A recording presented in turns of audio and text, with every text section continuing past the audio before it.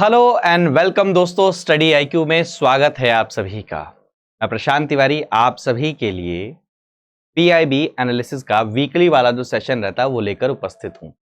आप सभी जानते हैं दोस्तों, मैं आपके लिए द हिंदू न्यूज़पेपर का एनालिसिस लेकर आता रहता हूं और आप सभी को पता है, आप में से कई सारे बच्चे ये कंफ्यूजन में रहते हैं कि सर हिंदू न्यूज़पेपर पढ़ लिया है क्या, न्यूज़पेपर कंप्लीट हो गया, करंट अफेयर कंप्लीट हो गया। तो उसमें एक चीज हमेशा रहती है पीआईबी, और आप सभी को पता है मेरे प्यारे दोस्तों कि पीआईबी के अंदर में कुछ ऐसी छोटी छोटी न्यूज होती हैं जिनका जिक्र होता है और एग्जाम में कभी कभार उनको पूछ भी लिया जाता है। तो ऐसा हम क्यों छोड़े मौका, कि मैं तो ये चाहता हूं कि आपके लिए सारी चीजें कंप्लीट करके आपको प्रोवाइड की जाए, जिससे आपको कोई परेशानी ना हो, आप मन लगाकर बस अपना क्या कर सके, पढ़ाई पर ध्यान लगा सके। तो ये 21 मार्च से लेके 31 मार्च वाला 4th वीक, जो मार्च इसके बाद में हमारा कंप्लीट हो जाएगा, फिर नेक्स्ट वीक के अंदर में हम अप्रैल वाला भी फर्स्ट वीक का पीआईबी एनालिसिस लेकर आएंगे। आप मेरे साथ जुड़ सकते हैं दोस्तों, आप सोशल मीडिया इंस्टाग्राम पे जुड़ सकते हैं, अगर आपको कोई भी डाउट रह जाता है तो आप जुड़ सकते हैं। आप ट्विटर पे जुड़ सकते हैं, आप टेलीग्राम पर, अगर आपको इस सेशन की पीडीएफ आपको अगर चाहिए तो आप टेलीग्राम चैनल को ज्वाइन कर सकते हैं। वहां पर न्यूज़पेपर का पीडीएफ, सेशंस के पीडीएफ, कुरुक्षेत्र का पीडीएफ, सारे पीडीएफ में वहां पर शेयर करता रहता हूं। और अगर आप स्टडी आईक्यू पर जुड़ना चाहते हैं, कोई कोर्स परचेस करना चाहते हैं, तो आप ये कोड यूज कर सकते हैं, जिससे आपको 33% का क्या मिलेगा, डिस्काउंट मिल जाएगा। चलिए शुरू करते हैं अपनी सबसे पहली न्यूज को। तो सबसे पहली न्यूज है दोस्तों, फाइनेंशियल असिस्टेंस स्कीम किसके लिए, हिमालयन रीजन के लिए। आप सभी को पता है मेरे प्यारे दोस्तों कि जो हिमालयन रीजन है वो उसका हेरिटेज की वैल्यू अलग है।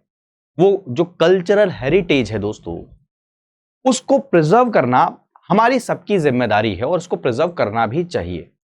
तो ये उससे रिलेटेड ये स्कीम है, जहां पर हमने क्या किया है, scheme for financial assistance for preservation and development of cultural heritage of Himalayas. तो आपको पता है हिमालयाज पे कौन, उधर से शुरू करिए, जम्मू कश्मीर, लद्दाख, उधर फिर हिमाचल, फिर उत्तराखंड, फिर नीचे जाएंगे, फिर ऐसे सिक्किम, फिर उधर अरुणाचल प्रदेश, उधर पूरा आसाम, उधर चले जाएंगे। तो इस पूरे रीजन के अंदर में, यानी कि इस पूरी हिमालयन रीजन, इस बेल्ट के ऊपर में वहां के कल्चर को कैसे बचाया जाए, यानी कि प्रिजर्व किया जाए, प्लस में उसको डेवलप कैसे किया जाए, उसके लिए एक स्कीम बनाई गई है और वहां पर आपको फाइनेंशियल असिस्टेंस प्रोवाइड किया जाएगा। ठीक है दोस्तों, तो ये स्कीम किसके द्वारा की गई है, मिनिस्ट्री ऑफ कल्चर के द्वारा शुरू की गई है। प्लीज इसके बारे में याद रखिएगा, ये फाइनेंशियल ग्रांट दिया जाएगा इस स्कीम के अंडर में दोस्तों। अब कौन कौन से हैं आप देख सकते हैं, आप देखिए, जम्मू कश्मीर, लद्दाख, हिमाचल प्रदेश, उत्तराखंड, सिक्किम एंड अरुणाचल प्रदेश, जिनका मैंने यहां पर जिक्र किया दोस्तों। अब इस स्कीम के अंदर में क्या होगा, कोई ऑर्गेनाइजेशन हो, कॉलेज हो, यूनिवर्सिटीज हो, वो सब क्या करें, जो रिसर्च करें, जो इस कल्चर के ऊपर में, यहाँ के हिमालय रीजन के अंदर में कल्चर के ऊपर रिसर्च करें, उसको प्रिजर्व करने के तरीके बताएं, उन सबको क्या दिया जाएगा, असिस्टेंस प्रोवाइड किया जाएगा। क्या किया जाएगा, उसके लिए असिस्टेंस उनको प्रोवाइड किया जाएगा। और ये प्लीज याद रखिए, स्टेट गवर्नमेंट को कोई पैसा नहीं दिया जाएगा। ये क्या है, सेंट्रल सेक्टर स्कीम है, जिसमें सेंटर क्या करेगा, डायरेक्ट पैसा इनको प्रोवाइड कराएगा। तो कितना है फाइनेंशियल मैकेनिज्म, कितना है देखिए, quantum of funding is ₹10 lakh per year for an organisation. मान के चलिए कोई एनजीओ काम कर रही है, या फिर मान के चलिए कोई इंस्टीट्यूट रिसर्च का काम कर रहा है, तो 1 साल के अंदर में उनको 10 लाख रुपए दिए जा सकते हैं। किस चीज के लिए दोस्तों, कि आप बताइए कि कैसे प्रिजर्व किया जाए, आप बताइए कि चीजें कैसे और एडवांसमेंट किया जा सकता है, आप बताइए कि कैसे कल्चर को बचाया जा सकता है। तो उसके लिए क्या है, इन ऑर्गेनाइजेशन, इन कॉलेजेस, इन इंस्टीट्यूशन को 10 लाख रुपए मिलेगा। अब अगर मान के चलिए ये 30 लाख से ज्यादा किसी को देने की जरूरत पड़ रही है, तो उसके लिए क्या चाहिए, एक्सपर्ट एडवाइजरी कमीशन, जो कमिटी है उसकी क्या लेनी पड़ेगी, परमिशन लेनी पड़ेगी। बस इतना याद रखिए, उसके लिए है, एक तो मिनिस्ट्री याद रखिएगा, स्टेट को कोई पैसा नहीं जाएगा, ये याद रखिएगा। तीसरी चीज को याद रखनी है, अमाउंट याद रखिएगा 10 लाख। और चौथी चीज, बहुत इंपॉर्टेंट चीज क्या है, ये क्या है, सेंट्रल सेक्टर स्कीम है, SSS, प्लीज याद रखिएगा। और ये क्या है, किसी भी ऑर्गेनाइजेशन, किसी भी इंस्टीट्यूट, किसी भी कॉलेज को प्रोवाइड किया जाएगा वॉलंटरी बेस। ठीक है दोस्तों, क्लियर है। चलिए अब अगली न्यूज की तरफ बढ़ते हैं। अगली न्यूज जो है दोस्तों, अफोर्डेबल रेंटल हाउसिंग कॉम्प्लेक्सेस के बारे में बात करते हैं। दोस्तों हम इसके बारे में ऑलरेडी जिक्र कर चुके हैं मार्च वाले बजट वाले सेशन के अंदर में, जिसके अंदर में मैंने योजना का सेशन पूरा का पूरा कंप्लीट किया था। बात क्या है? बात है माइग्रेशन की। आप सभी जानते हैं दोस्तों कि भारत के अंदर में एक स्टेट से दूसरे स्टेट में काफी ज्यादा वर्क फोर्स क्या करती है, माइग्रेट करती है।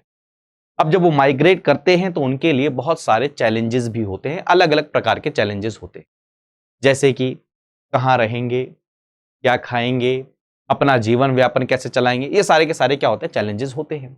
अब रिसेंटली दोस्तों आपको पता है कोविड हुआ। कोविड के कारण में उनको किराया देना, अब जब कमा ही नहीं रहे, लॉकडाउन लग गया, कमा ही नहीं रहे, अपने खाने के लिए पैसे नहीं है, तो किराया कहां से देंगे? बहुत प्रकार की समस्याएं हुई।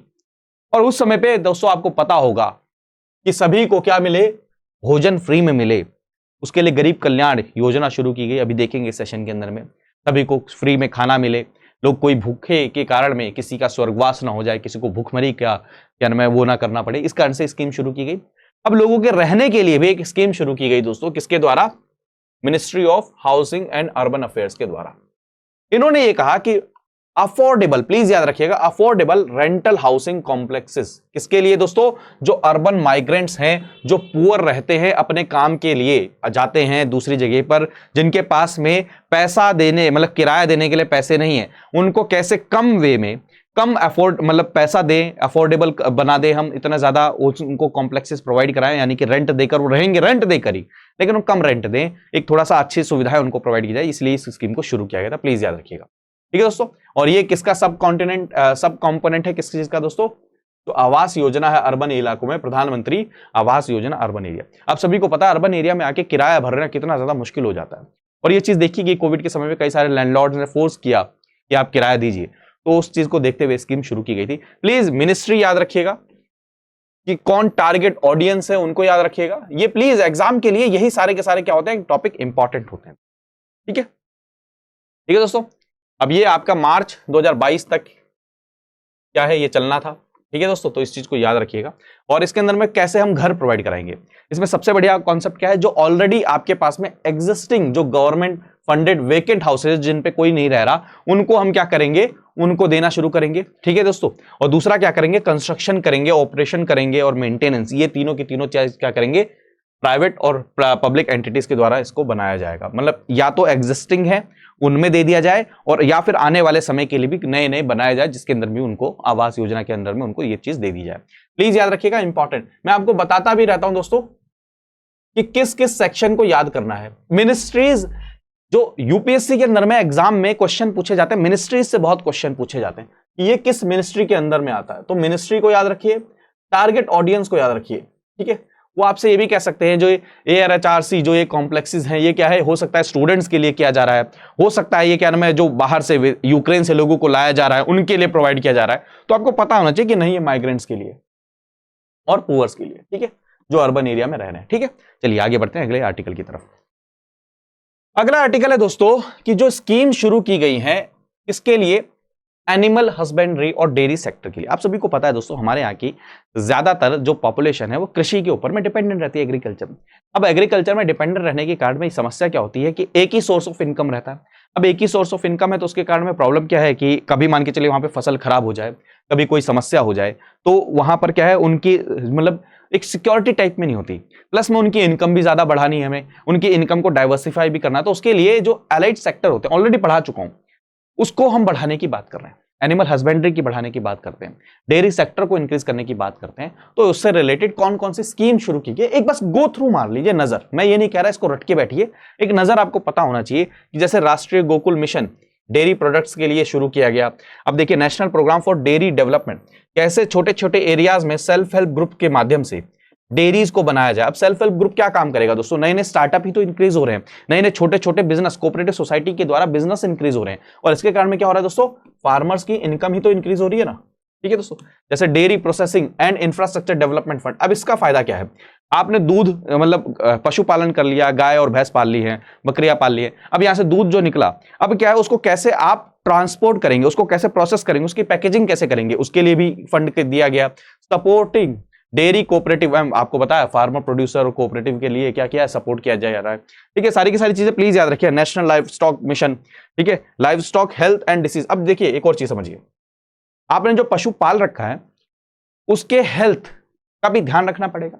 कई प्रकार की बीमारियां होती है, इसलिए आपको ध्यान होगा मथुरा के अंदर में हॉस्पिटल बनाया गया, जो कई प्रकार की जो लाइव स्टॉक को बीमारियां होती है उनको कैसे कैसे ठीक किया जाए, कैसे उनके जो मतलब एक और चीज समझिए कि गोकुल मिशन शुरू किया गया, जिसके अंदर में ये कहा गया कि जो ब्रीडिंग है उसको कैसे इन्हांस किया जाए।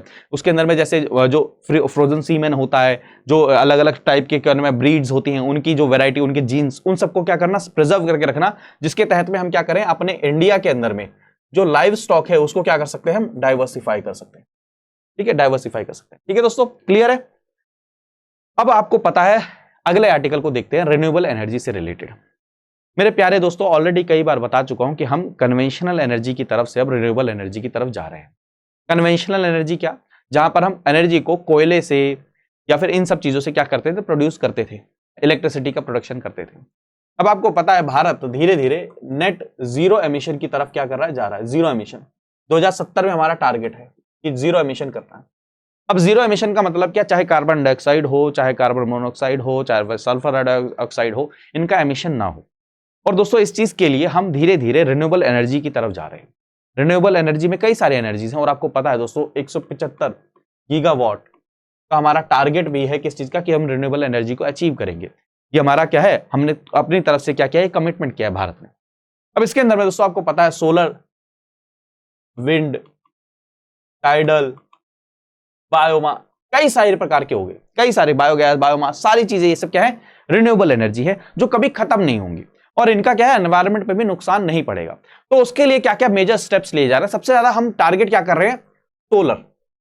अब आप खुद सोचिए, भारत की जो लोकेशन है वहां पर सोलर एनर्जी की बहुत ज्यादा कैपेसिटी है और बहुत ज्यादा अपॉर्चुनिटी भी है। तो उसको कैसे टैप किया जाए, तो उसके लिए हमने कई सारी स्कीम्स शुरू करी हैं। जैसे एग्जांपल लीजिए, हमने क्या किया, फॉरेन डायरेक्ट इन्वेस्टमेंट जो 100% तक हमने अलाउ कर दिया। किस चीज के लिए, कि जैसे मान के चलिए कोई रिन्यूएबल एनर्जी सेक्टर के अंदर में कोई कुछ चीज सेटअप करना चाहता है, तो वहां पे विदेश से जो पैसा आए एफडीआई के थ्रू, वो 100% तक पैसा आ सकता है इसके अंदर। तो ये भी हमने क्या किया, अलाउ किया। अब दूसरा क्या, एक और चीज समझिए, एक स्टेट है एक्स, दूसरा स्टेट है वाई। यहां पर आप मान के चलिए सोलर एनर्जी का क्या करें, प्रोडक्शन करें। मान के चलिए आप राजस्थान में है और आसाम में आपको बिजली चाहिए, तो राजस्थान के अंदर में आपने बिजली का प्रोडक्शन किया और उसके बाद में आसाम तक आपको क्या करना है, ट्रांसमिट करना है। तो जब आप उसको ट्रांसमिट करते हैं दोस्तों, तो आपको पहले क्या करना पड़ता है, इंटर स्टेट ट्रांसमिशन सिस्टम के चार्जेस पे करने पड़ते थे। तो ये चार्जेस भी क्या करें, वेव ऑफ कर दिए हैं। और इससे क्या बेनिफिट मिलेगा, कि मान के चलिए किसी एरिया में, किसी रीजन में आपको पता है कि वहां पर सोलर एनर्जी सेटअप किया जा सकता है, विंड एनर्जी सेटअप की जा सकती है, कुछ भी सेटअप किया जा सकता है जो रिन्यूएबल एनर्जी है।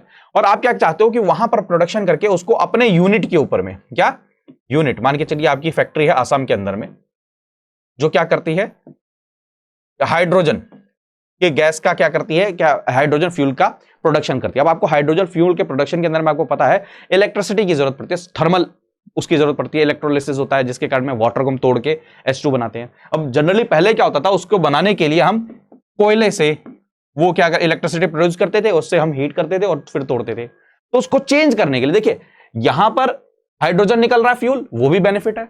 इस प्रोसेस के अंदर में जो यूज हो वो भी सोलर से यूज हो, इलेक्ट्रिसिटी यहां पर यूज हो। तो इसके लिए क्या किया गया, इस स्कीम को शुरू किया गया, जिसके अंदर में हम क्या करें, सोलर और विंड से related inter state transmission system, यानी कि एक स्टेट से दूसरे स्टेट में जो चार्जेस लगते हैं ले जाने के, उसको हमने क्या किया, वेव ऑफ कर दिया। हमने क्या किया, कई सारे अल्ट्रा मेगा रिन्यूएबल पार्क्स बनाने शुरू करे। आपको पता होगा सोलर पार्क्स बनाने शुरू करे कई सारे। ये क्या, रिन्यूएबल एनर्जी को बढ़ाने के लिए तो कर रहे हैं हम धीरे धीरे। ठीक है, तो ये सब चीजें याद रखिएगा दोस्तों।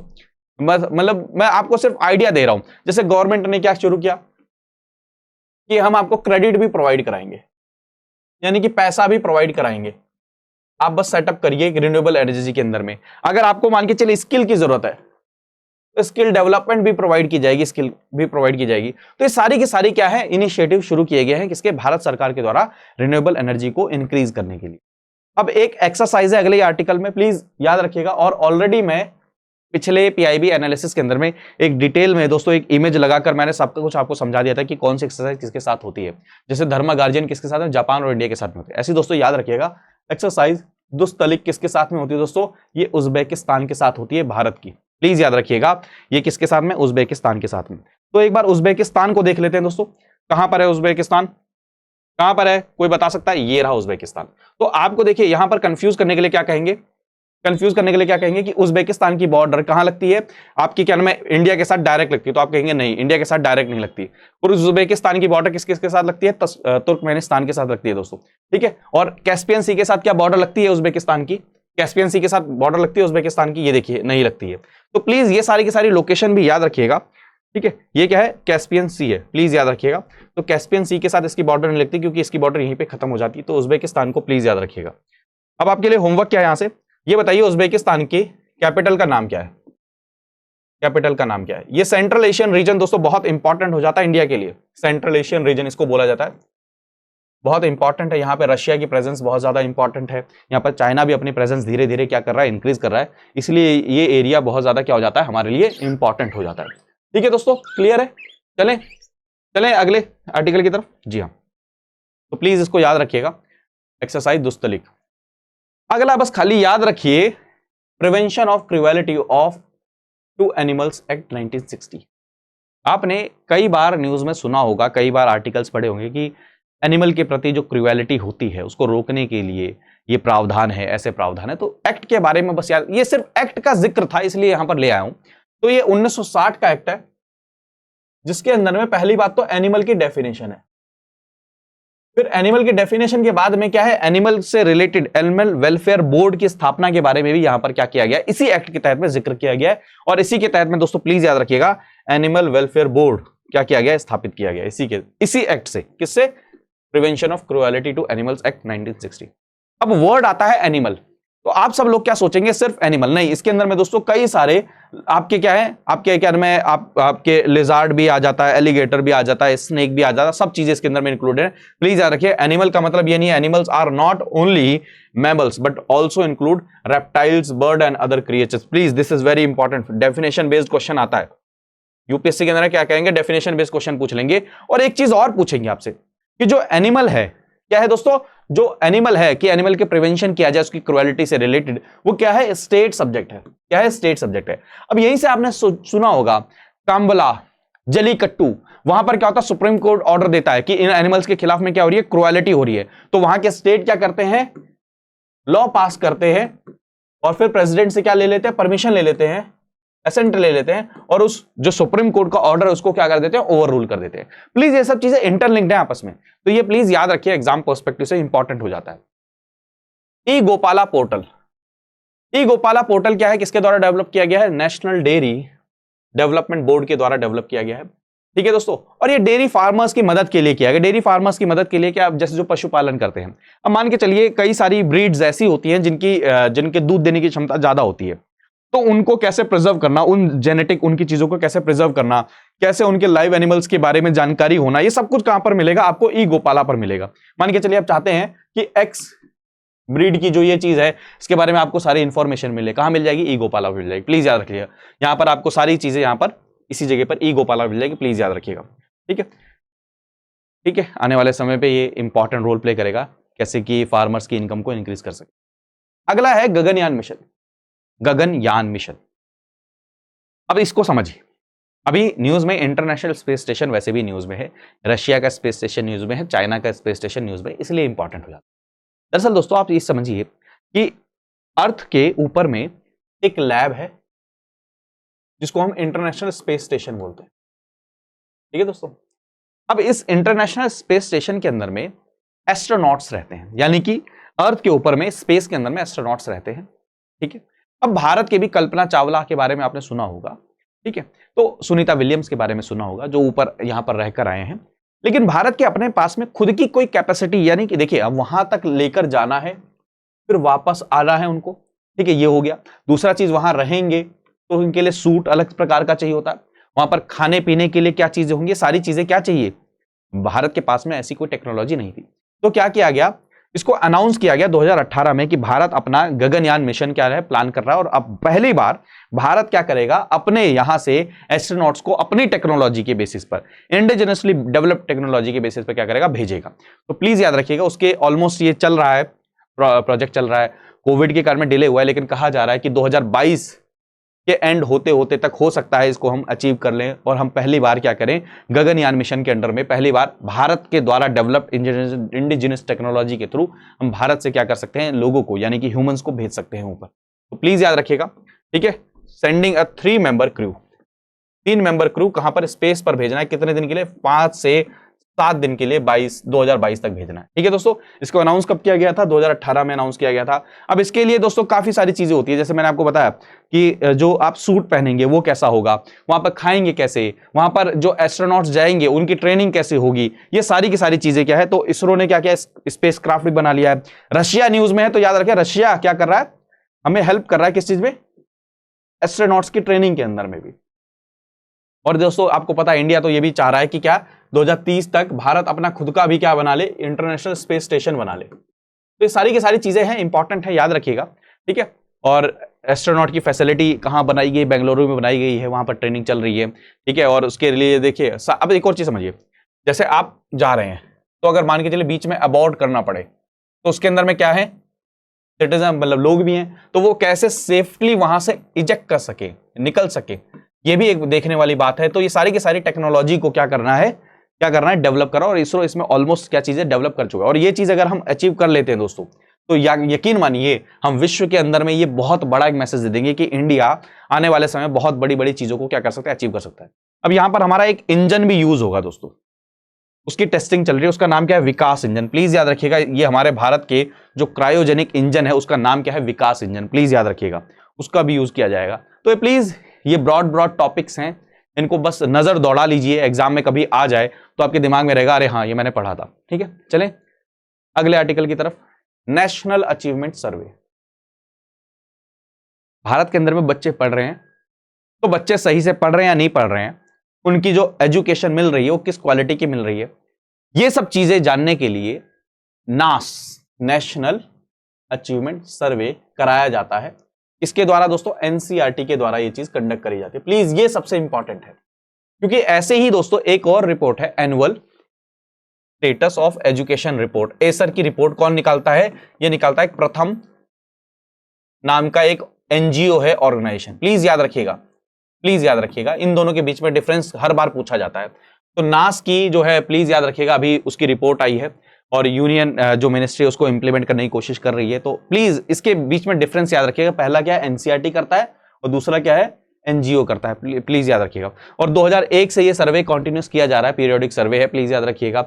इसके अंदर पेन एंड पेपर टेस्ट होता है, पेन एंड पेपर टेस्ट होता है। और इसके अंदर में स्कूल गोइंग जो स्टूडेंट्स होते हैं, क्या होते हैं, स्कूल गोइंग जो स्टूडेंट्स होते हैं, उनको कितनी नॉलेज है, उनको लिखना पढ़ना आ रहा है या नहीं पढ़ रहा आ रहा है, ये सब चीजें यानी कि जो लर्निंग जो एक्सपीरियंस है उनका, वो चीजें चेक की जाती हैं। लेकिन अगर दूसरी तरफ में यहां पर देखा जाए किसके बारे में, जो मैंने आपको बताया एसर, उसके अंदर में जो स्कूल गोइंग नहीं भी हैं उनको भी चेक किया जाता है, प्लीज याद रखिएगा, ठीक है दोस्तों। तो इसमें कैसे कैसे चेक किया जाता है, गवर्नमेंट स्कूल जो है, ठीक है, गवर्नमेंट एडेड स्कूल जो है और प्राइवेट एडेड स्कूल, यानी कि आप खुद सोचिए सिर्फ स्कूल के अंदर में क्या किया जाता है, यानी कि स्कूल गोइंग स्टूडेंट्स के अंदर में चेक किया जाता है।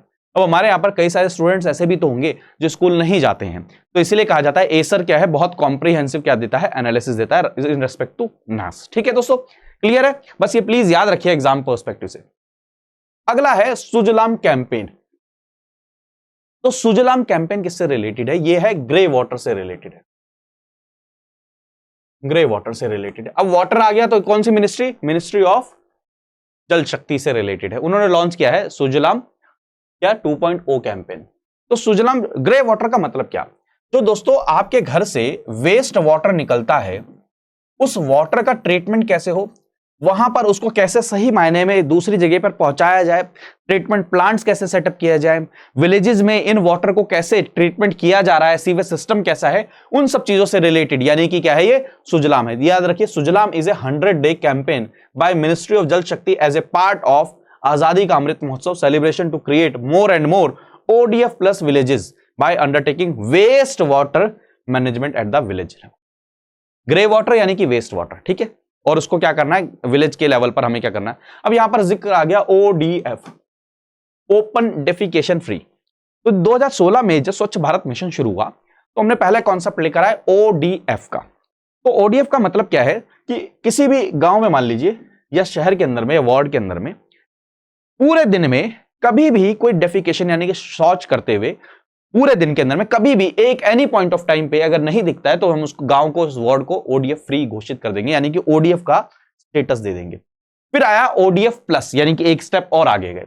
उसके अंदर में हमने कहा कि अगर कोई शहर ऐसा है जहां पे डेफिकेशन भी नहीं हो रहा है और ऐसा हो कि वहां पर यूरिनेशन यानी कि कोई पेशाब करते हुए भी नहीं नजर आता है पूरे कहीं पर भी, मतलब कहीं पर भी, मतलब शौचालय वगैरह का हो रहा, पब्लिक प्लेसेस में कहीं पर नहीं कर रहा, और जो शौचालय बनाए गए हैं, जो पब्लिक जो यहां पर बनाए गए हैं उन सब पे, पब्लिक टॉयलेट्स, उनको वो क्या है, फंक्शनल है, वेल मेंटेन्ड है, अगर ये चीज है तो हम उनको क्या कर देंगे, ओडीएफ प्लस दे देंगे। अब चलिए ओडीएफ भी हो गया, ओडीएफ प्लस भी हो गया। अब उसके बाद आया कि क्यों ना ऐसा किया जाए कि जो विलेजेस लेवल है वहां पर जो वाटर का ट्रीटमेंट कैसा हो रहा है, सीवेज से रिलेटेड सेफ्टी हो रही है या नहीं हो रही, जो फिकल का मैनेजमेंट कैसा हो रहा है, अगर वहां पर विलेजेस में ये चीज हो रही है तो हम उनको क्या करेंगे, ओडीएफ प्लस प्लस का भी साइन दे देंगे। तो प्लीज याद रखिएगा, इसके अंदर में कैटेगराइजेशन में कभी पूछा जा सकता है। तो पहले में क्या था, सिर्फ और सिर्फ क्या था, आप क्या है, डेफिकेशन नहीं कर रहे। दूसरे में क्या हो गया, यूरिनेशन और डेफिकेशन पब्लिक जगह पे नहीं कर रहे। तीसरे में क्या हो गया, आपका सीवेज ट्रीटमेंट और इन सब चीजों से रिलेटेड भी इंक्लूड कर दिया गया, तो ओडीएफ प्लस प्लस का साइन उसमें दे दिया गया। चलिए अगले आर्टिकल की तरफ बढ़ते हैं। कवच टेक्नोलॉजी ऑलरेडी न्यूज में देख चुके हो, बस शॉर्ट में बताता हूं कवच टेक्नोलॉजी क्या है। ट्रेन इधर से आ रही है, इधर से आ रही है, बीच में ये एक क्या है, एक मतलब सिग्नल के माध्यम से अगर सेम ट्रैक पर ट्रेन चल रही है तो क्या करेगा, ये एक तरह से एक दूसरे को मैसेज देगा और ऑटोमेटिकली क्या हो जाएगा, ब्रेक लग जाएगा। पहला, मान के चलिए ट्रेन कहीं से गुजर रही है, वहां पर कोई फाटक है, अनमैन्ड फाटक। अनमैन्ड फाटक का मतलब क्या, कोई लोग नहीं रहते, और यहां से क्या होता है, अनमैन्ड फाटक होने के कारण में क्या होता है, यहां से लोग क्रॉस करते रहते हैं, ट्रेन आती है, तो यहां पर कई सारे एक्सीडेंट होते हैं। उस चीज को रोकने के लिए क्या करेगा, ऑटोमेटिकली क्या होगा, यहां पर सीटी बजने लग जाएगी, विसल, जो आप समझते हैं कि हॉर्न जो ट्रेन का होता है। तो ये किसके द्वारा डेवलप किया गया, प्लीज याद रखिएगा, आरडीएसओ के द्वारा डेवलप किया गया है, research design and standard organisation के द्वारा डेवलप किया गया। कवच किससे रिलेटेड है, इंडियन रेलवे से रिलेटेड है, प्लीज याद रखिएगा। ठीक है दोस्तों, तो इंडियन रेलवे के अंदर में ये कवच से रिलेटेड कि लोकोमोटिव को सपोर्ट किया जाए। लोकोमोटिव का जो इंजन के अंदर में आगे डिब्बा लगा होता है ना, जो क्या नाम है, आपके ब्रेक लगाना, सारी चीजों पे क्या करता है, यही काम करता है, प्लीज याद रखिएगा। ठीक है दोस्तों, तो इसका काम क्या होगा, जैसे मान लीजिए ये स्पीड को ट्रेन की कंट्रोल करेगा, ऑटोमेटिक एप्लीकेशन के द्वारा ब्रेक लगा देगा, आपको बता दिया ब्रेक लगा देगा। ये क्या करेगा, अगर मान के चलिए सिग्नल कर देगा, जहां पर ट्रैक से रिलेटेड कोई प्रॉब्लम है उसको भी बारे में सिग्नल बता देगा, आइडेंटिफाई कर लेगा। It enables auto whistling at level of crossing gate, और अपने आप ही क्या करेगा, वहां पर मैसेज दे मतलब क्या मैं हॉर्न बजा देगा अपने आप ही। इसके कारण में कवच, प्लीज याद रखिएगा, कवच रिसेंटली सीन इन न्यूज, ऐसा करके क्वेश्चन आ जाएगा, तो आपको पता होना चाहिए किससे रिलेटेड, इंडियन रेलवे से रिलेटेड। अगला आर्टिकल देखते हैं, फाउंडेशन लर्निंग स्टडी। अभी हमने देखा नास के बारे में, तो ऐसे ही दोस्तों कि हमारे यहां पर भारत के अंदर में क्या लोगों की लर्निंग हो रही है या नहीं हो रही है, उनको फाउंडेशन लर्निंग मिल रही है या नहीं मिल रही, कितने तक दोस्तों, at the end of grade 3 तक उनको जो चीजें अंडरस्टैंडिंग जो पहुंचानी थी, जो समझाना था, जो पढ़ाना था, क्या वो समझ पा रहे या नहीं पा रहे, उसको आउटकम को जानने के लिए क्या किया गया है, फाउंडेशन लर्निंग स्टडी शुरू की गई है कि उनकी फाउंडेशनल जो लर्निंग है उसके बारे में पढ़ा जाए कि हाँ उनको वो चीज मिली है नहीं मिली। किसके द्वारा, मिनिस्ट्री ऑफ एजुकेशन के द्वारा शुरू किया गया, प्लीज याद रखिएगा। किसके द्वारा, एनसीईआरटी के द्वारा इसको कंडक्ट किया जाएगा, प्लीज याद रखिए, बहुत बहुत ज्यादा इंपॉर्टेंट है। पहली बार ऐसा किया जा रहा है जिसके अंदर में 22 लैंग्वेजेस क्या है, मदर टंग याद आ गया, न्यू एजुकेशन पॉलिसी याद आ गया, लिंक याद आ गया, तो ये सारी की सारी चीजें क्या उसके अंदर में एनालिसिस किया जाएगा। तो याद रखिएगा, एग्जाम में कभी पूछ ले तो ये चीज आपको पता होनी चाहिए। अगला आर्टिकल देखते हैं दोस्तों, plastic recycling and waste management से रिलेटेड क्या हुआ, एक समिट हुआ है अभी, जिसके अंदर में एमएसएमई ऑर्गेनाइजेशन, अब समझिए देखिए, एमएसएमई के अंदर में यानी कि माइक्रो स्मॉल मीडियम एंटरप्राइजेस के अंदर में प्लास्टिक का जनरेशन बहुत ज्यादा होता है, प्लास्टिक वेस्ट बहुत ज्यादा जनरेट होता है।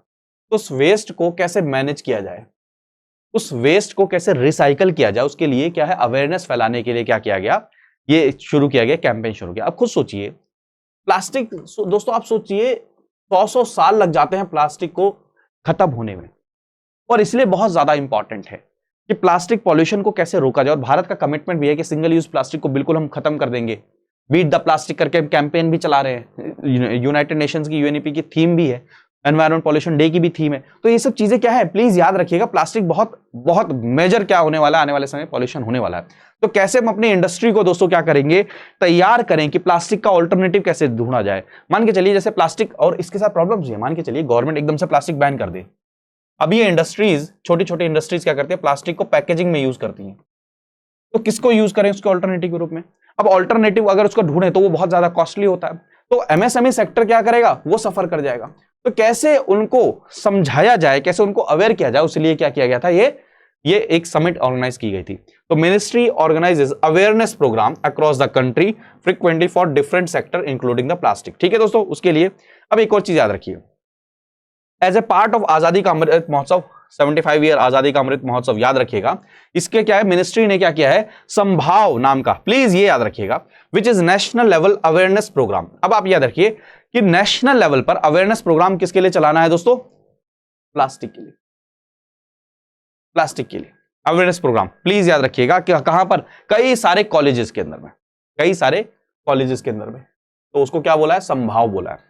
दूसरा दोस्तों एक और ऑर्गेनाइज किया है, 250 के करीब नुक्कड़ नाटक क्या करे जाएंगे, उसको स्वावलंबन बोला। क्या बोला, स्वावलंबन। क्या बोला दोस्तों, स्वावलंबन।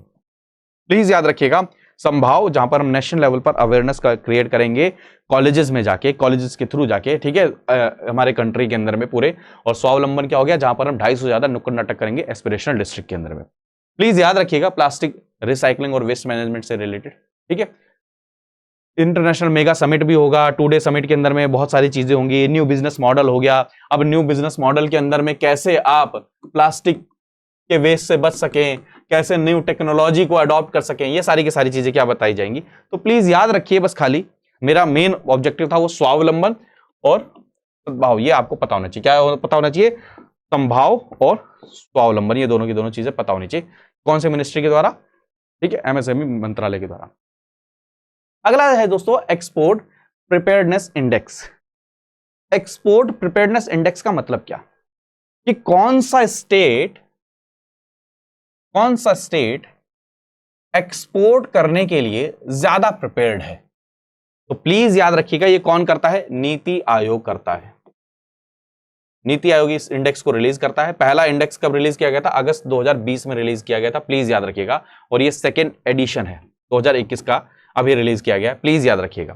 ठीक है, ये कॉम्प्रिहेंसिव एनालिसिस देता है कि इंडिया के अंदर में कौन कौन से स्टेट एक्सपोर्ट के लिए प्रिपेयर्ड है। इसका फायदा क्या है, मान के चलिए कहां पर पॉलिसीज ऐसी हैं, वहां पर कहां पर ऐसे टैक्सेस कम लगाए गए हैं जो एक्सपोर्ट को बढ़ावा देते हैं, कहां पर इंसेंटिवाइज किया जा रहा है जो एक्सपोर्ट को बढ़ावा देते हैं, कहां पर रोड के इंफ्रास्ट्रक्चर को ऐसा बनाया गया है कि वो एक्सपोर्ट को बढ़ावा देते हैं। और एक्सपोर्ट जितना ज्यादा इंक्रीज होगा मेरे प्यारे दोस्तों, उतना भारत के लिए फायदा है। ऑलरेडी कई बार डिस्कस कर चुके हैं, करंट अकाउंट डेफिसिट क्या होगा, कम होगा, हम पढ़ चुके हैं सब बारे में। एक्सपोर्ट से क्या होगा, जॉब क्रिएशन होती है, बहुत सारी चीजें इंक्रीज होती है, करेंसी के वैल्यूएशन इंक्रीज होगी, बहुत सारे बेनिफिट है। तो स्टेट्स को अलग अलग कैटेगराइज किया है। कई सारे स्टेट्स ऐसे हैं जो कोस्ट के साथ में लगते हैं, जिनकी बॉर्डर लगती है, और कई सारे ऐसे स्टेट भी हैं जो लैंडलॉक्ड हैं। बट लैंडलॉक्ड स्टेट का मतलब ये नहीं कि एक्सपोर्ट नहीं कर सकते, वहां पर कैसे रोड बनी हुई है, कैसे टैक्स पॉलिसीज है, कैसे गवर्नमेंट का क्लियरेंस है, कैसे इंसेंटिवाइजेशन है कि एक्सपोर्ट को क्या कर रहा है, इंक्रीज कर रहा है, एक्सपोर्ट के लिए रेडी बना रहा है। तो इसके अंदर में रैंकिंग के अंदर में कौन, गुजरात ने क्या किया है, टॉप किया है लगातार दूसरी बार। महाराष्ट्र जो है दोस्तों और कर्नाटका वो सेकेंड और थर्ड नंबर पे है। प्लीज इसको याद रखिएगा। नीति आयोग तो फेवरेट है यूपीएससी का, नीति आयोग दोस्तों यूपीएससी का फेवरेट है। वो नीति आयोग से रिलेटेड कोई भी चीज आ जाती है तो उसको क्वेश्चन जरूर पूछता है। जैसे आपको कंपोजिट वाटर इंडेक्स जो है किसके द्वारा, नीति आयोग के द्वारा निकाला गया था। ठीक है, तो इससे भी पूछ सकता है कि एक्सपोर्ट प्रिपेयर्डनेस इंडेक्स किसने निकाला है, नीति आयोग ने निकाला है। चलें अगले आर्टिकल की तरफ। स्टार्टअप विलेज एंटरप्रेन्योरशिप प्रोग्राम, तो ऑलरेडी इसको डिस्कस कर चुके हैं। दरअसल समझिए इस चीज को कि जो गांव है, ग्रामीण क्षेत्र, वहां पर क्या होता है, एग्रीकल्चर होता है, खेती होती है। अब क्या है, एग्रीकल्चर खेती के कारण में क्या होता है, दो समस्या होती हैं, बहुत समस्या क्या होती है। सबसे पहली समस्या क्या है, वहां पर ओवर रिसोर्सेज यूज हो रहे हैं, मतलब चाहिए सिर्फ 4 लोग खेती करने के लिए, बट वहां पर क्या हो रहा है, ज्यादा से ज्यादा क्या हो रहा है, 8 लोग खेती कर रहे हैं। अब ये 4 लोग तो वेस्ट हो रहे हैं, एक तो ओवर रिसोर्सेज है। दूसरा क्या है दोस्तों, यहां से माइग्रेशन करके अगर यहां से हटाएंगे तो क्या करते हैं, सभी के सभी माइग्रेट कर जाते हैं दूसरे स्टेट्स में, तो भी समस्या है। तो इस चीज को रोकने के लिए क्या किया गया कि कैसे विलेज लेवल पर, कैसे ग्रामीण क्षेत्रों में ही क्या किया जाए, वहां पर स्टार्टअप शुरू किया जाए। अब स्टार्टअप के कई सारे प्रकार हो सकते हैं। स्टार्टअप ये हो सकता है कि लोकल एरिया की जो प्रॉब्लम्स है उनके सॉल्यूशन के लिए, एग्रीकल्चर से रिलेटेड, एग्री एंटरप्रेन्योरशिप से रिलेटेड वो भी हो सकता है। वहां के जो मान के चलिए वहां से कैनाल से रिलेटेड, सिंचाई से रिलेटेड, प्रोसेसिंग से रिलेटेड हो सकता है, फूड प्रोसेसिंग से रिलेटेड हो सकता है। बहुत सारी चीजें, ऑप्शंस हैं जो ग्रामीण क्षेत्रों में शुरू किया जा सकता है। और इस स्टार्टअप से क्या होगा, लाइवलीहुड यानी कि जीवन व्यापन के लिए जो उनको पैसा चाहिए वो मिलेगा। और आपको पता है इसके लिए एक स्कीम शुरू हो चुकी है, क्या, नेशनल रूरल लाइवलीहुड मिशन, की जो ग्रामीण क्षेत्रों में रह रहे लोग उनको कैसे कमाने का जरिया प्रोवाइड किया जाए। तो ये स्कीम क्या है, उसका सब स्कीम है, प्लीज याद रखिएगा। तो अभी ये क्या हुआ है दोस्तों, प्लीज याद रखिएगा। अब इसके अंदर में क्या है, स्टार्टअप है। स्टार्टअप के अंदर में किसकी जरूरत पड़ेगी, स्किल की भी जरूरत पड़ेगी। और कहां पर हो रहा है, रूरल के अंदर, तो रूरल डेवलपमेंट यानी कि रूरल मंत्रालय के अंदर में भी है। तो प्लीज याद रखिए, ministry of skill development and ministry of rural development दोनों के दोनों है कि रूरल यूथ को मोटिवेट किया जा सके कि कैसे विलेज लेवल पर ही नए नए स्टार्टअप को शुरू किया जाए, जो क्या करे, वहां के जो लोकल प्रॉब्लम्स हैं उनका क्या करे, सॉल्यूशन दे। और साथ में दोस्तों वो जॉब सीकर बन के कहीं माइग्रेट करने की बजाय अपने ही एरिया में कुछ सेटअप करें और लोग दूसरे लोगों को भी वहां पर जॉब प्रोवाइड करें दोस्तों। ठीक है, चलें आगे बढ़े। ये सारी की सारी चीजें ऑलरेडी बता चुका हूं। ठीक है, animal safety near railway track हमने ऑलरेडी अभी डिस्कस किया, रेलवे ट्रैक से रिलेटेड बात डिस्कस करी। अब रेलवे ट्रैक क्या है दोस्तों, ये है। अब यहां पर कई लोग क्या करते हैं, कूड़ा डाल देते हैं। अब कूड़ा डाल देते हैं तो यहां पर कई सारे जानवर खाने पीने के लिए, सारी चीजों के लिए आते हैं। कई सारे लोग क्या करते हैं, यहां पर घर का क्या है, वो जो वेस्ट फूड होता है वो डाल देते हैं, तो वो लोग खाने पीने के लिए आते हैं। अब यहां से ट्रेन गुजर रही होती है तो वो क्या होता है, कोलैप्स कर जाते हैं, साथ में कोलाइड कर जाते हैं, उसके कारण में उनकी क्या है, जान माल चली जाती है। तो ये भी नुकसान होता है बहुत ज्यादा। तो इसको रोकने के लिए कि कैसे एनिमल्स को इस सेफ्टी प्रोवाइड की जाए रेलवे ट्रैक के लिए, उसके लिए कई सारे मेजर्स लिए जा रहे हैं कि जो पटरी के पास में जो जानवरों को, जैसे आपने देखा होगा गाय, कई सारी गाय क्या है, खाने के लिए यहां चली जाती हैं। और उसके कारण में मैं पर्सनली बताऊं, पिछले 6-7 महीने मैंने कई सारे इंसिडेंट्स ऐसे अपने आसपास में देखे जहां पे गाय का देहांत हो गया। क्यों? क्योंकि वो ट्रेन से टकरा गए डायरेक्ट। तो उस चीज को रोकने के लिए कई सारे स्टेप्स लिए गए हैं। जैसे पहली बात तो cleaning of garbage and removal of wild vegetation, जैसे घास फूस जो लग जाता है उसको हटा दिया जाए। तो गाय वहां पर खाने के लिए क्यों आएंगे, बकरी वहां पर खाने के लिए क्यों आएंगे, भैंस वहां पर खाने के लिए क्यों आएंगे। ठीक है, कंस्ट्रक्शन ऑफ फेंसिंग, जिससे जो लोकेशन आइडेंटिफाई की गई कि इन लोकेशन पे बहुत ज्यादा चांसेस है एक्सीडेंट होने के, तो उनमें फेंसिंग प्रोवाइड करा दी गई। ठीक है दोस्तों, और वहां के जो लोकल गांव है, जो लोकल कम्युनिटी है, उनको एजुकेट करना कैटल्स के बारे में कि उनको वहां पर नहीं लेकर आना, उनको कैसे हैंडल करना है, उनको कैसे जो एक्सीडेंट वाले इलाके हैं वहां पर कैसे पहुंचे वो भी चेक करते रहे, अपने लेवल पर विजिलेंट रहे। ये भी क्या, अवेयरनेस कैंपेन भी इसके तहत में चलाया गया। ठीक है, और एलिमिनेट कर देना किस चीज को दोस्तों, जो वेस्ट फूड जो वेस्टेज वाला फूड है ना, वो वहां पर डालना, जिसके कारण में कई सारे जानवर वहां पर खाने के लिए रहते हैं, उसको भी रोकने की कोशिश की गई है। तो प्लीज याद रखिए, ये इसलिए लेकर आया हूं क्योंकि मेंस में कभी मान के चलिए एक कॉन्सेप्ट आता है ह्यूमन एंड एनिमल कॉन्फ्लिक्ट, तो वहां पर ये एक ऑप्शन या फिर एक सजेशन के रूप में आप दे सकते हैं, जो आपको एक्स्ट्रा 1 से 2 नंबर दे जाएगा। ठीक है, चलें अगले आर्टिकल की तरफ। फ्लोटिंग सोलर प्रोजेक्ट, ऑलरेडी अभी हमने सोलर से बात करी है। अब सोलर प्रोजेक्ट दोस्तों कई जगह पर अलग अलग प्रकार लगाए जा रहे हैं। तेलंगाना में दोस्तों एक बहुत बड़ा फ्लोटिंग यानी कि लेक के ऊपर में बनाया जा रहा है सोलर प्रोजेक्ट, जो विश्व का बताया जा रहा है सबसे बड़ा फ्लोटिंग प्रोजेक्ट बनाने की बात की जा रही है। तो ये कहां पर, रामागुंडम, कहां पर दोस्तों, वहां पर तेलंगाना के अंदर में फ्लोटिंग प्रोजेक्ट लगाया जा रहा है। ठीक है, एडिशनल कैपेसिटी लगाई जा रही है। देखिए फ्लोटिंग प्रोजेक्ट को देखिए, ये देखिए बहुत अच्छा प्रोजेक्ट है, जिसके तहत में हम सोलर, देखिए इंडिया के पास में ये क्या है, ये बेनिफिट है ना, इंडिया के पास में बेनिफिट है कि हमारे यहां पर सूर्य यानी कि सोलर एनर्जी बहुत ज्यादा करी जा सकती है। अब देखिए इसको बेनिफिट पहुंचाने के लिए क्या क्या किया जा रहा है, आपको पता होगा जो सोलर पैनल है जो चाइना से आते थे, हम उसको क्या कर रहे हैं, बैन करने की बात कर रहे हैं। हम कह रहे हैं जो फार्मर्स हैं क्या करें, वो क्या करें, सोलर एनर्जी का यूज करें, किस चीज के लिए, पंपिंग के लिए, यानी कि जो सिंचाई के लिए यूज करते हैं। यानी कि दोस्तों हम एक तरीके से सारे इनिशिएटिव किस लिए हैं, क्योंकि सस्टेनेबल डेवलपमेंट गोल के अंदर में लिखा है, या फिर पेरिस एग्रीमेंट में ये लिखा है, या फिर मान के चलिए जो हमारा नेशनली डिटरमाइंड कंट्रीब्यूशन है या कमिटमेंट है, उसके अंदर में लिखा है कि हम जो अल्टरनेटिव यानी कि रिन्यूएबल एनर्जी की तरफ क्या करेंगे, धीरे धीरे आगे बढ़ेगी। तो रिन्यूएबल एनर्जी की तरफ हम आगे कैसे बढ़े, ये उसकी बात कर रहा है। ठीक है, तो इन शॉर्ट सारी की सारी क्या है, इनिशिएटिव इसीलिए है कि हम रिन्यूएबल एनर्जी की तरफ आगे कैसे जाए। इसीलिए आपको पता होगा इंटरनेशनल सोलर अलायंस भी शुरू किया गया था। ठीक है, चलिए अब ये फैक्ट है, प्लीज याद रखिएगा कि WHO का एकमात्र ग्लोबल लेवल पर ट्रेडिशनल मेडिसिन से रिलेटेड जो सेंटर बनाया जा रहा है वो भारत के अंदर बनाया जा रहा है। कहां पर बनाया जा रहा है दोस्तों, ये आपका जामनगर गुजरात के अंदर में।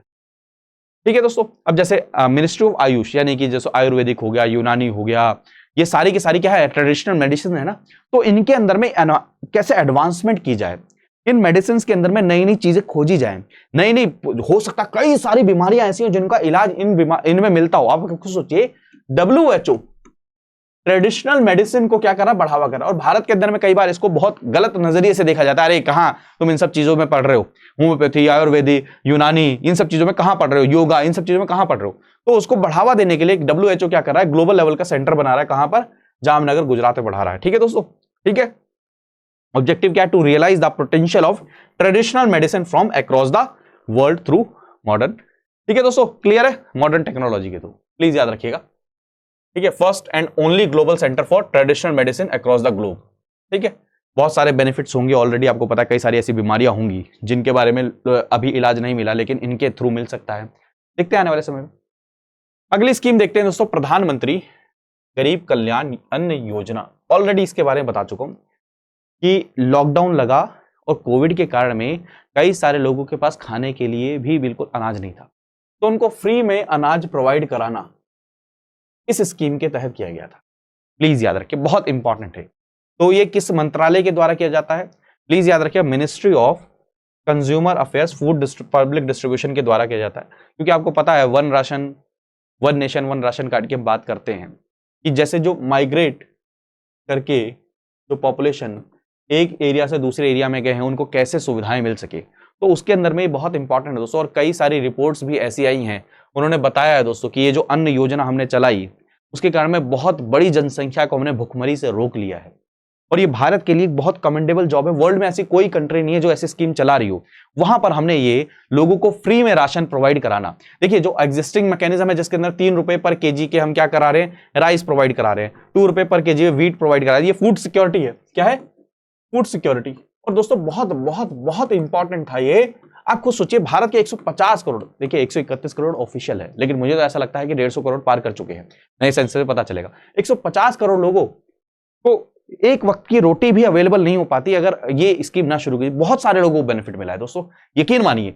कई सारे लोग ऐसे थे, 50% लोग हमारे आसपास में ऐसे ही होंगे दोस्तों, जो रोज कमा के रोज खाने वाले लोग हैं। अब जब कमाने के लिए उनके पास कुछ जरिया ही नहीं बचा, तो खाएंगे कैसे?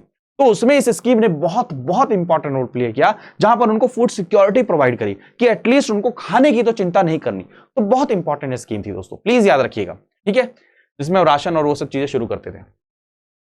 राष्ट्रीय संस्कृति महोत्सव, प्लीज याद रखिए, ये आंध्र प्रदेश में इस बार ऑर्गेनाइज किया गया है। अब इसके अंदर में भारत के बारे में, भारत की संस्कृति, एक भारत श्रेष्ठ भारत के बारे में बताया गया, बहुत सारी चीजें इसके अंदर में की गई, और कल्चरल हेरिटेज के बारे में बताया गया कि हमारे यहाँ पर कितनी सारी चीजें कल्चरल, इतनी हजारों हजारों साल पुराना हमारे कल्चर के अंदर में कुछ कुछ चीजें इनकलकेट हैं, ये सारी की सारी चीजें शुरू की गई। Rashtriya Sanskriti Mahotsav has been inaugurated at the, ठीक है दोस्तों, क्लियर है। Tribal art, tribal folk dance, इन सब चीजों के बारे में यहाँ पर जानकारी मिलती है दोस्तों। ठीक है, चलिए, भारत भाग्य विधाता, ये भी इंपॉर्टेंट। ये क्या किया गया है, रेड फोर्ट पर, लाल किले पे ऊपर एक प्रोग्राम शुरू किया गया, भारत भाग्य विधाता। ठीक है, ये शुरू किया गया, 10 दिन का प्रोग्राम था। किस मिनिस्ट्री के द्वारा, मिनिस्ट्री ऑफ कल्चर के द्वारा। और आपको एक और ध्यान होगा, एक मॉन्यूमेंट मित्र करके शुरू हुई थी स्कीम। मॉन्यूमेंट मित्र क्या था कि इंडिया के अंदर में मान के चलिए इतने सारे मॉन्यूमेंट्स हैं, और उनको क्या है दोस्तों, उनके रखरखाव करने के लिए सरकार का बहुत ज्यादा पैसा जाता है। तो क्यों ना ऐसा किया जाए कि क्यों ना कोई प्राइवेट एंटिटीज को ये कहा जाए कि आप इनके जो मॉन्यूमेंट्स हैं इनका क्या करिए, रखरखाव करिए, और यहां से फिर रेवेन्यू को कलेक्ट करिए। ठीक है दोस्तों, तो क्या है, इनको बोला जाता है मॉन्यूमेंट मित्र। ठीक है, तो आपको पता है डालमिया भारत लिमिटेड क्या है, किसका, रेड फोर्ट का मॉन्यूमेंट मित्र है, तो उसने इनको शुरू किया था। और यहां पर अलग अलग क्या है, इंडिया के अलग अलग एरिया से, अलग अलग स्टेट से दोस्तों क्या शुरू, वहां के आर्ट हो गया, वहां का कोई मान के चलिए चद्दर है, वहां की कोई शॉल है, वहां का कोई डांस है, ये सारी चीजें, वहां का कोई प्रोडक्ट है, वो सारी चीजें इस के अंदर में क्या किया, वहां पर ये जो फेस्टिवल मनाया गया, प्रोग्राम मनाया गया, उसके अंदर में डेमोन्स्ट्रेट करने की कोशिश की गई दोस्तों। ठीक है, शो करने की कोशिश की। जैसे थोड़ा सा मैंने लिख दिया है बस, खाली ऐसा नहीं है कि इसको रटने ही बैठ जाओ, बट नजर दौड़ा लो। जैसे गुजरात से अजरक, पाटन पटोला, मशरू, बांधनी, और क्या है, भुजोड़ी, ये क्या है, हैंडलूम्स है सारे के सारे। वेस्ट बंगाल से क्या गया, तंगेल एंड जामदानी, ये क्या है, वीव्स हो गए। आपका तेलंगाना से क्या होगा, इकत साड़ीज होगी। अब आपसे पूछ लेंगे इकत साड़ी कहां से है, तो तेलंगाना, आपको दिमाग में तुरंत क्लिक कर जाना चाहिए। आंध्र प्रदेश, अब देखिए यहां पर कोंदापल्ली टॉयज और एतिको पक्का टॉयज, जो खिलौने होते हैं, कभी इनकी फोटो में आपको इमेज दिखाने की कोशिश करूंगा, ठीक है, बहुत अच्छे होते हैं। या फिर आज आ जाके आप सर्च करिए तो आपको मैच द फॉलोइंग करके बोल देंगे कि ये कहां से बिलोंग करता है और ये प्रोडक्ट है, तो आपको पता होना चाहिए कहां से, आंध्र प्रदेश से। कश्मीर से क्या, सोजनी जो क्या नाम है उसके ऊपर में काम किया जाता है, वो कहां से, कश्मीर से रिलेटेड क्वेश्चन आ जाए कभी, ठीक है। नागालैंड, आसाम, यहां से पट्टचित्रा यानी कि कपड़े के ऊपर में बनाया गया चित्र, महेश्वरी, चंदेरी, ये सब कहां से है, फैब्रिक्स है, कहां से रिलेटेड है, कहां से रिलेटेड दोस्तों, ओडिशा से रिलेटेड है। अब देखिए चिजमामी और संगेकी, ये कहां से रिलेटेड, नागालैंड और आसाम से रिलेटेड है। प्लीज ये टेक्सटाइल के डिस्प्ले थे, क्या थे, टेक्सटाइल के डिस्प्ले हैं सारे के सारे, ठीक है। तो सारे के सारे याद रखिए। झारखंड से तुषार सिल्क हो गया, आपको क्वेश्चन पूछ लेंगे तुषार सिल्क कहां से है, तो यहां से पता होना चाहिए। अब देखिए चांदेरी, भील पिथौरा कहां से है, मध्य प्रदेश से है। गोंड ट्राइब यहां से। अब देखिए गोंड ट्राइब ऑलरेडी बता चुका हूं, न्यूज में था एमपी, क्योंकि सबसे ज्यादा पॉपुलेशन यहां से रिलेटेड है। याद आ रहा है, याद आ रहा है, मिनिस्ट्री वो रेलवे का काम नाम चेंज किया था उज्जैन का।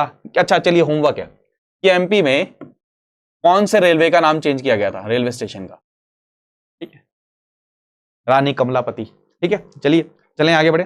तो बिहार से हो गया, मधुबनी आर्ट हो गया, ये सारी चीजें, राजस्थान से रिलेटेड हो गया, पिछवाई हो गया, महाराष्ट्र से रिलेटेड क्या हो गया, वर्ली ऑलरेडी करा चुका हूं हिंदू न्यूज़पेपर के एनालिसिस में, वर्ली।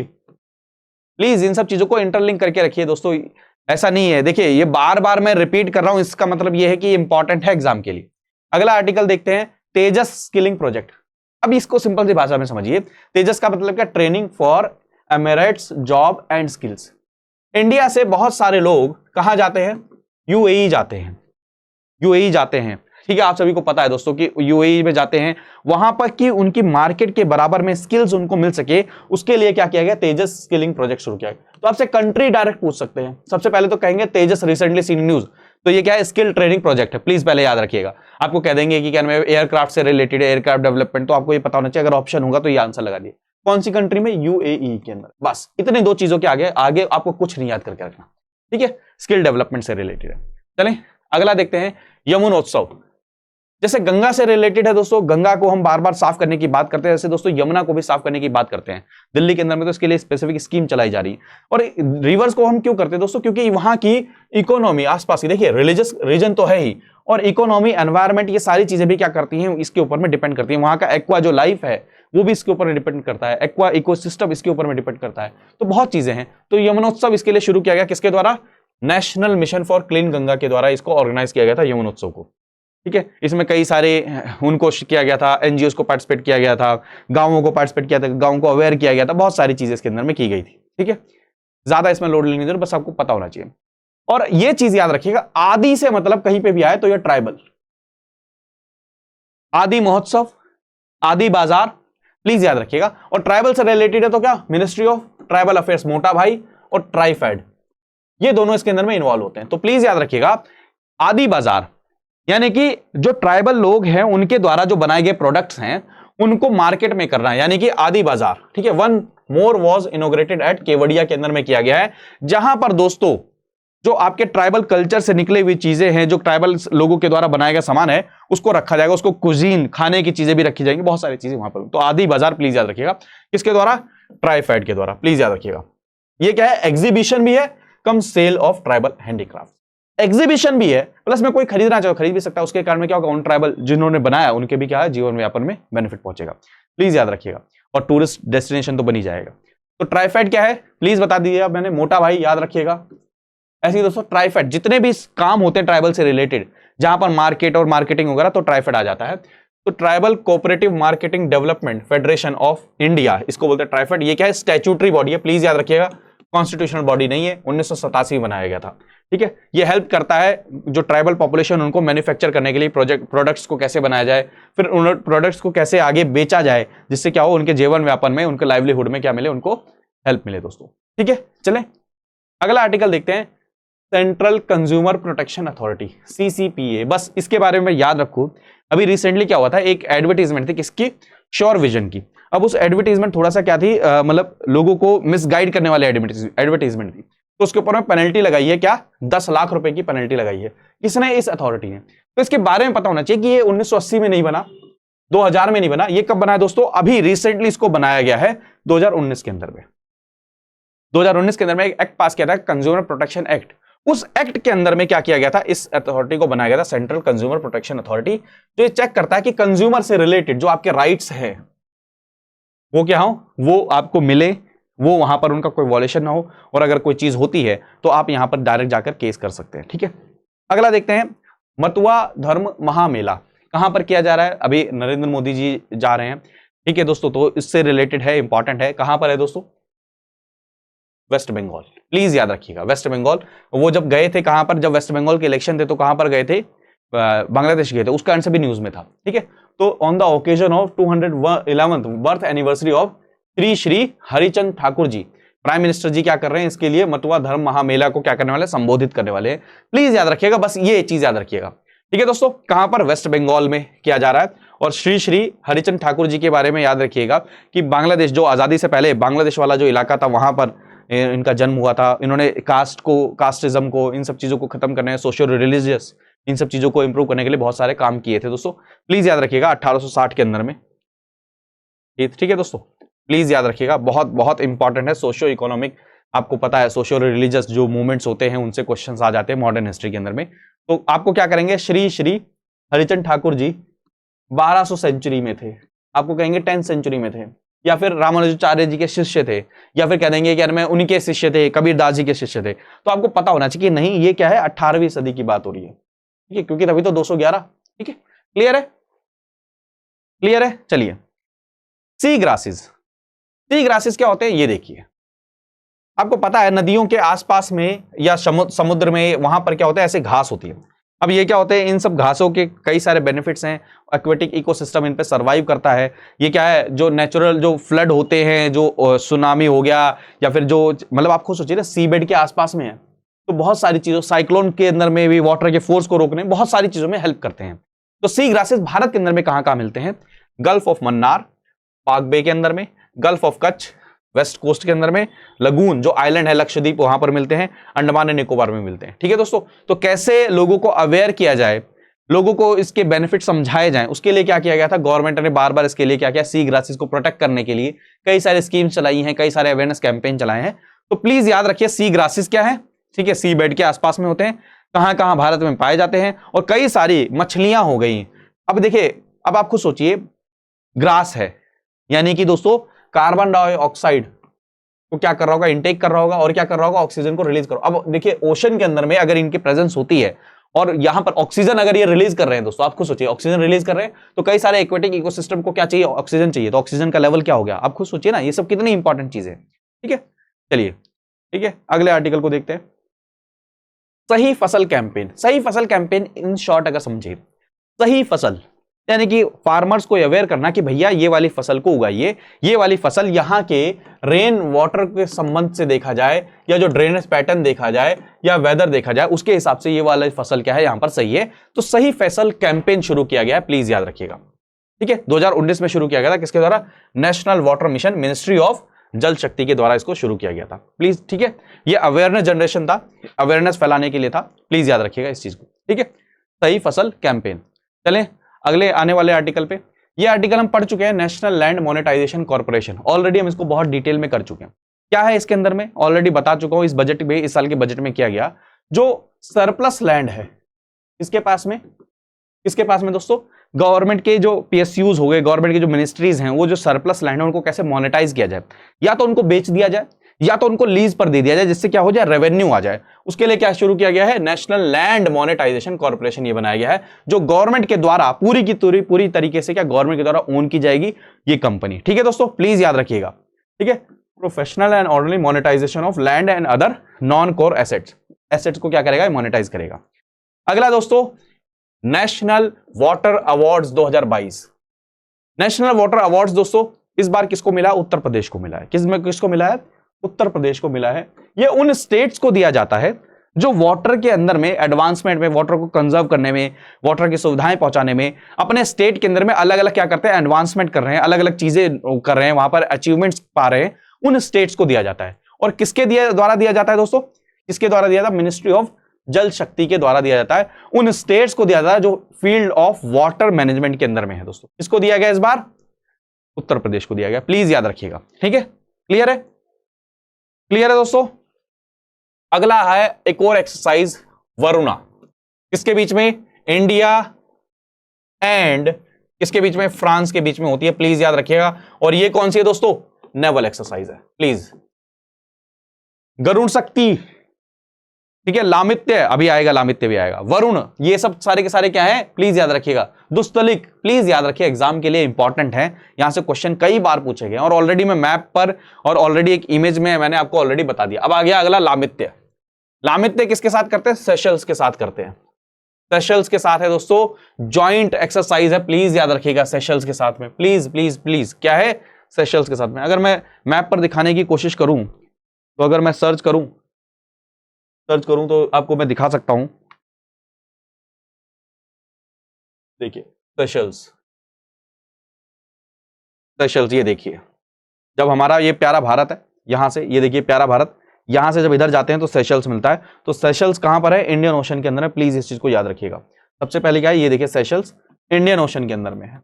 कहां के पास में? इधर देखिए, इसके अफ्रीकन कॉन्टिनेंट के पास में। तो प्लीज मैप पर भी मैं लोकेट इसीलिए करने की कोशिश कर रहा हूं कि आपको सारी चीजें क्या हो पता रहे एग्जाम पर्सपेक्टिव से, ठीक है। अगला आर्टिकल आता है 8 कोर इंडस्ट्रीज। ऑलरेडी बता चुका हूं, कई बार बता चुका हूं। 8 कोर इंडस्ट्रीज का मतलब क्या? ये ऐसी इंडस्ट्रीज हैं जो हमारी इकोनॉमी के ऑलमोस्ट 40% क्या करती है, इकोनॉमी को कवर करती हैं, ये 8 इंडस्ट्रीज। अब इन 8 इंडस्ट्रीज के अंदर प्रोडक्शन बढ़ रहा है या कम हो रहा है, उससे हम अंदाजा लगाते हैं हमारी इकोनॉमी क्या कर रही है, अच्छी जा रही है, कम जा रही है, इससे हम अंदाजा लगाते हैं।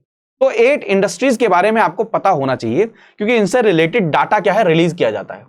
और डाटा किस बेस ईयर के हिसाब से किया जाता है? 2011 और 2012 को बेस ईयर लेकर क्या किया जाता है, इस सेक्टर के बारे में, इसकी परफॉर्मेंस अच्छी है या बेकार है, ये पता किया जाता है। अब आपको पता है इसके बारे में, अभी मैंने रिसेंटली हिंदू न्यूज़पेपर में भी आपको पढ़ाया था कि 8 कोर इंडस्ट्रीज के अंदर में धीरे धीरे क्या हो रहा है, प्रोडक्शन कम हो रहा है। तो इससे मैसेज जा रहा है कि सही मायने में भले ही जीडीपी आपको ग्रो होती नजर आ रही है, बट प्रोडक्शन कम हो रहा है, इसका मतलब क्या है, कंज्यूमर डिमांड नहीं कर रहे। अब डिमांड नहीं कर रहे हैं तो क्या होगा, जीडीपी एक्चुअल में ग्रोथ नहीं करेगी। तो 8 कोर इंडस्ट्रीज के नाम याद रखिएगा, this is very very very important. ये 8 इंडस्ट्रीज और इसकी क्या है, ऑर्डर सबसे ज्यादा किसको?